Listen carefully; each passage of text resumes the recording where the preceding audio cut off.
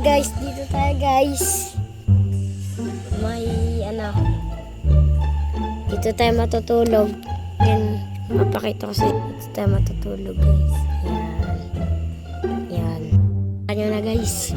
Dito tayo matutulog guys. Diyan si Papa nasa loob. Wala lang kuryente sa loob kasi na ano nga ulit yan. Pumutok yung electric fan. Yun lang guys.